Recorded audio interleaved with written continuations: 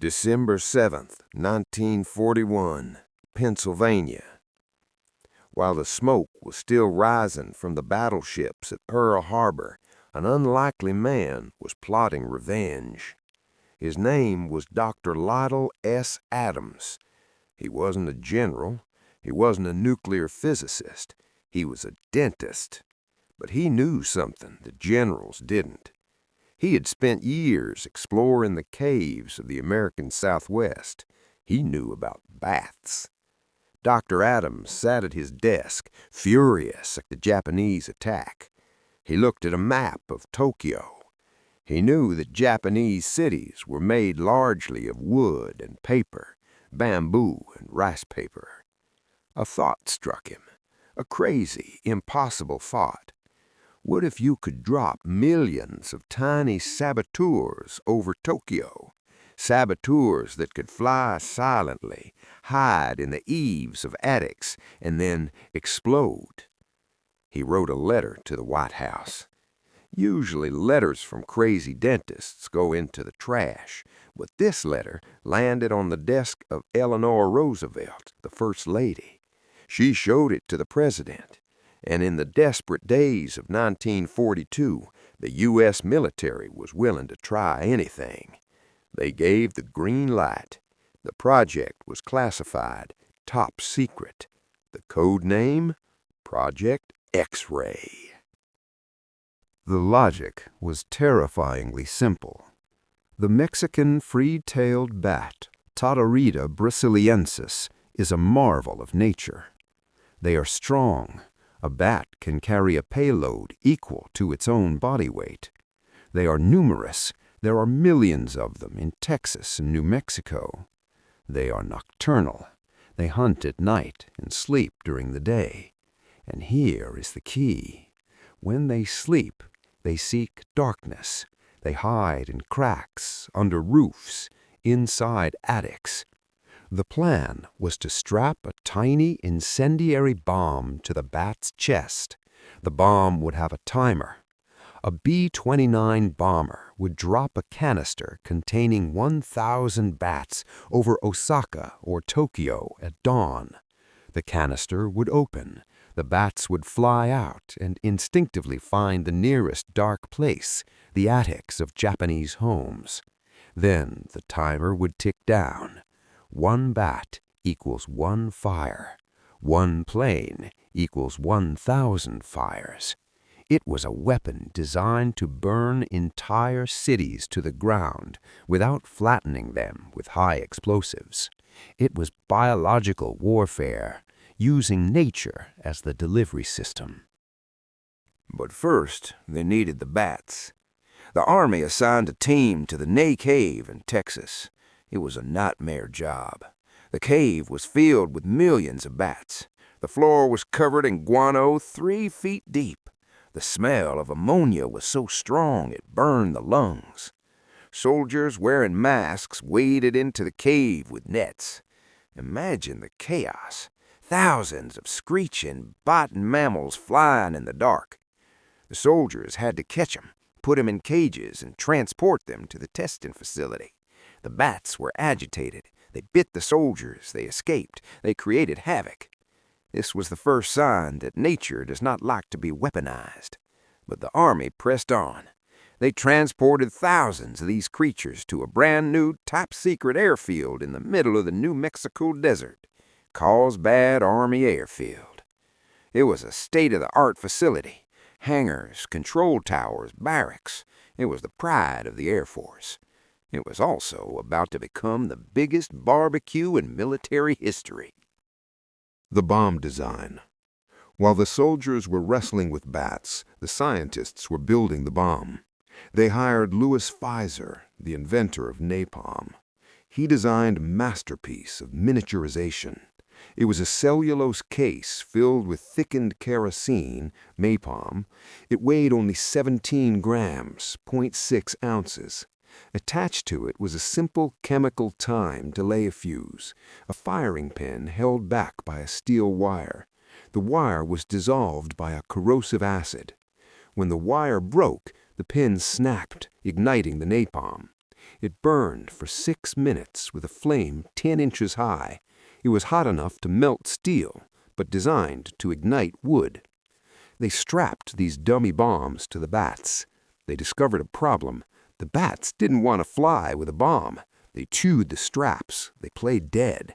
So the scientists decided to freeze them. They put the bats in ice cube trays. This put them into hibernation.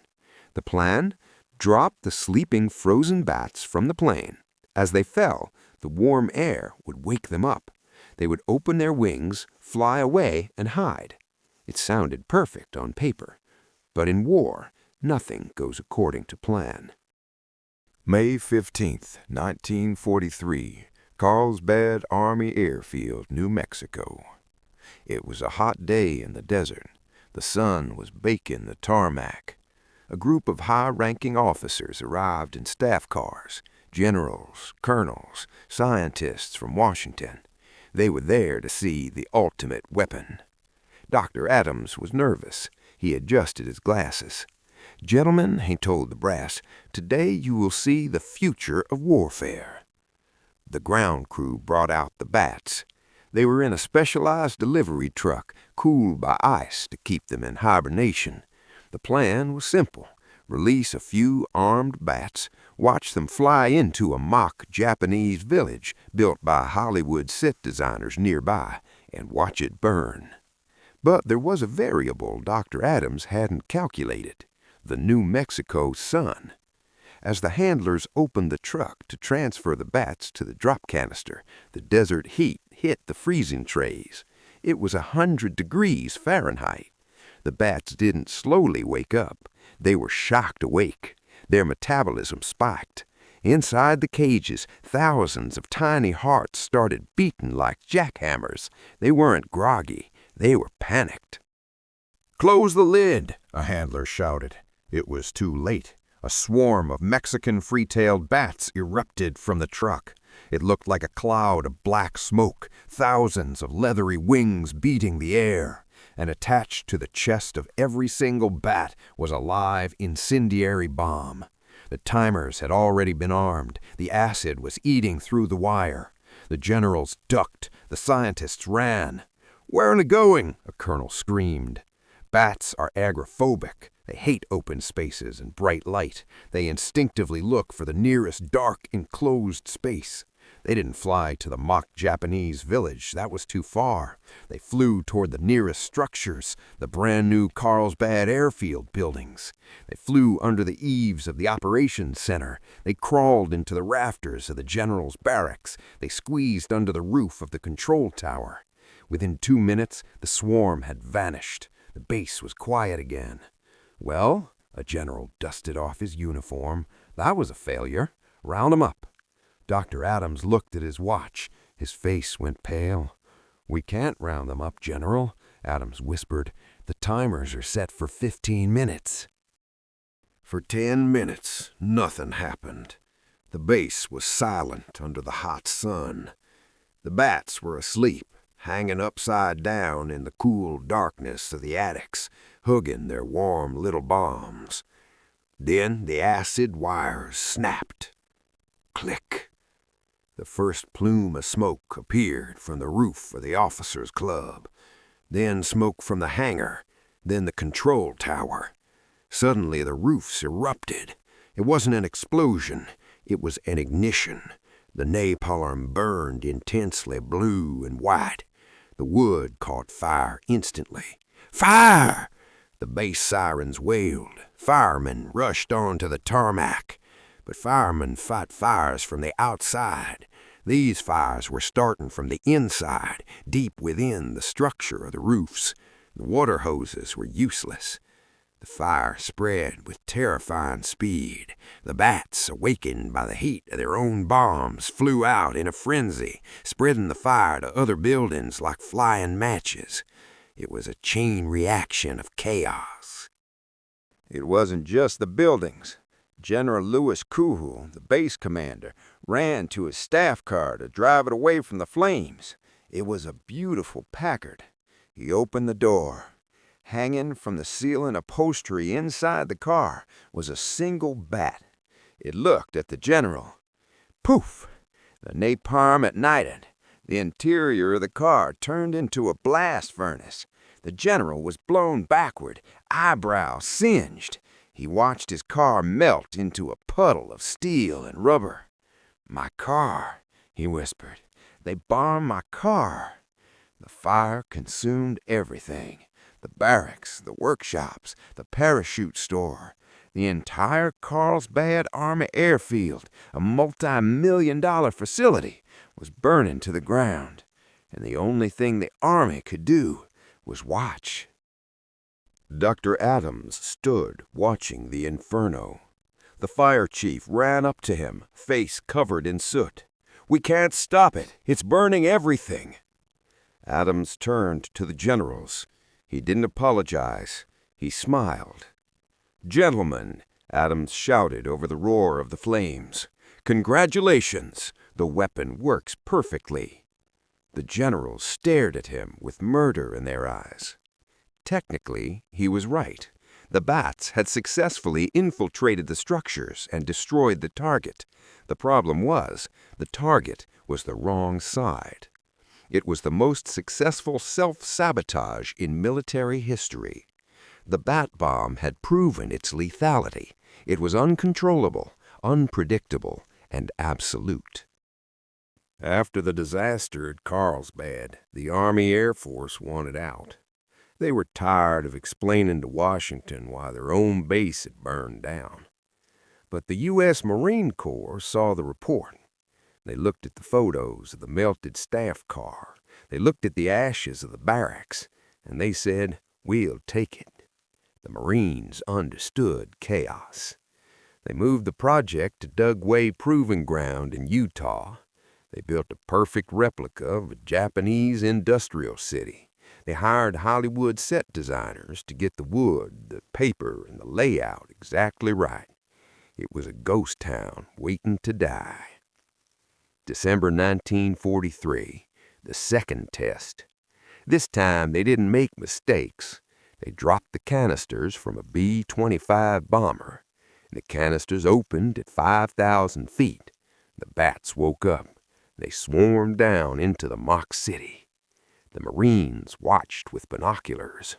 For 15 minutes, nothing happened. The bats were hiding in the attics. Then the village ignited. Not one fire, thousands. The entire town was consumed in a firestorm so intense that the firefighters couldn't even get close. The official report stated a normal bomb causes 167 to 420 fires. The bat bomb causes 3,625 to 4,748 fires. It was statistically the most deadly weapon ever invented. Dr. Adams was ecstatic. He had proven his point. He had a weapon that could end the war in a week. He rushed to Washington, D.C. to get the final approval for deployment. "We are ready," Adams told the War Department. "Give me the planes and I will burn Japan to the ground." But there was a problem, a rival project. While Adams was playing with bats, a man named J. Robert Oppenheimer was playing with atoms, the Manhattan Project. The generals had to make a choice. Option A, the bat bomb, cheap, chaotic, biological, but the bats needed to be frozen, thawed, and handled with care. They were unpredictable. Option B, the atomic bomb, expensive, high-tech, and clinical. One bomb, one city, no biology involved. The bat bomb had a flaw. The bats wouldn't be ready for full deployment until mid-1945. The atomic bomb would be ready by July. The generals looked at the timeline. They looked at the budget. They liked the Big Bang better than the million small fires. February 1944. Admiral Ernest King, Chief of Naval Operations, stamped the file. Canceled. After 2 years, 30 burned-down buildings, and $2 million, equivalent to $35 million today, Project X-Ray was dead. Dr. Adams was crushed. He argued that his weapon was more humane. Think about it, he argued. Bats start fires in attics. People have time to run out of the house before it collapses. The atomic bomb, it just vaporizes them. Nobody listened. The military wanted the ultimate shock. The bats were released into the wild. The tiny napalm bombs were scrapped. The bat bombers went back to being just bats. August 6th, 1945. Hiroshima. The Enola Gay dropped Little Boy. The world changed forever. The bat bomb was forgotten, a footnote in history, a joke told at officers' clubs. But military strategists today admit Project X-ray would have worked. If the U.S. had dropped bats on Tokyo instead of nukes, the death toll might have been lower, but the destruction would have been total. It remains one of the strangest what-ifs of World War II. Imagine a world where the superpower wasn't nuclear, but biological. A world where the sky turning black with bats meant the end of the world. Dr. Lytle Adams went back to being a dentist. He invented a technique for reseeding burnt forests using, you guessed it, airplanes. He never forgot his bats. Until his death, he maintained that he had the key to victory. We remember Project X-ray not as a failure, but as a testament to American ingenuity and insanity. We were willing to weaponize nature itself to win. If this story blew your mind, hit that like button. Subscribe to the channel. We have more secrets to uncover. And next time you see a bat, just check if it's carrying a timer.